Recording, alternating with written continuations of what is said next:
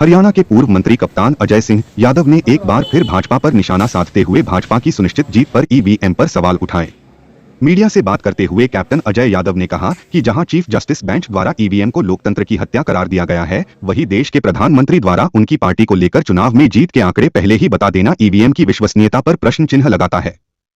कप्तान अजय यादव ने भाजपा पर निशाना साधते हुए भाजपा सरकार द्वारा किसानों के फसल बीमा को लेकर भी सवाल उठाए, वहीं अग्निवीर भर्ती के साथ बेरोजगारी को भी निशाना बनाया।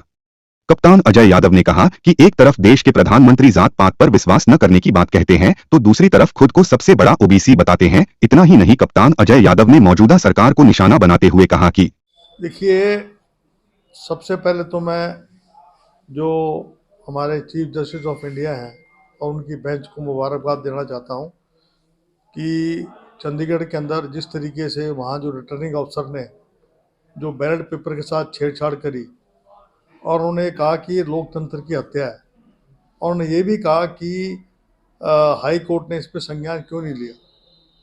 अगर ये मेयर के चुनाव में ऐसा कर सकते हैं तो आप मुझे बताइए कि जो प्रधानमंत्री मोदी जी कह रहे हैं कि 370 सीट आएंगी, तो मुझे लगता है कि 370 में मैनिपुलेशन करेंगे।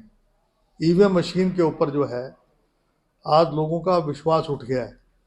हमारा इंडिया अलायंस जो है बार बार उनसे टाइम मांगने का, उनने टाइम मांगा है उनसे, आज तक टाइम नहीं दिया। ईवीएम की जो विश्वसनीयता है उसके ऊपर आज प्रश्न चिन्ह लग रहा है, क्योंकि प्रधानमंत्री के पास सपने आ रहे हैं। मैं भी कह दूंगा 70 पार, लेकिन मैं तो किसी आधार पे कहूँगा ना। आज मैं भी कहता हूँ कि हरियाणा में हम 70 पार कर जाएंगे, लेकिन एक पद पे जो गर्मामय पद पे बैठे हुए हैं प्रधानमंत्री, उनके मुंह से कहना कि 370 सीट आएंगी, तो वो जनता को बताएं कि उनके पास ऐसा कौन सा जो है यंत्र है जिससे वो कह रहे हैं कि 370 सीट आएंगी। ये बताएं हमें। आप देखिए ना कि प्रधानमंत्री कहते हैं कि सबसे बड़ा ओबीसी मुझे मैं नजर नहीं आ रहा। इतना घमंड है उनको कि सबसे बड़े ओबीसी वो हैं, और एक तरफ कहते हैं कि भी मैं जात पात पर विश्वास नहीं करता। केवल दो ही बिरादरी, पहले 4 बताया करते थे, किसान, जवान, महिला, गरीब। अब कह रहे हैं अमीर और गरीब। मैं उनसे पूछना चाहता हूं, बगैर जातिगत जनगणना के बगैर उनको कैसे पता लगेगा कौन अमीर है कौन गरीब है।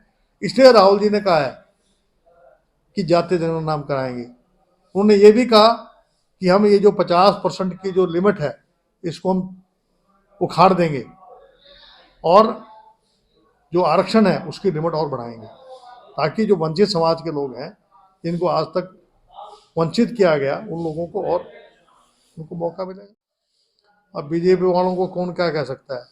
आप देखिए, जो हमारे बेचारे किसान हैं, बीमा एजेंसी जो है इनसे बीमा भरवा लिया, और वो आज जो AIC जो कंपनी है वो छोड़ के भाग गई।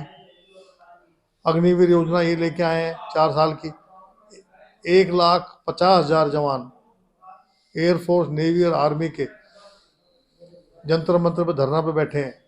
उनका भविष्य जो अंधकार में हो गया, उनका सिलेक्शन हो गया था, उनका मेडिकल हो गया था, उनको ज्वाइन नहीं करवा रहे। तो मेरा ये कहना है कि महंगाई तो तब कम होगी ना जब कोई ये रोजगार देंगे।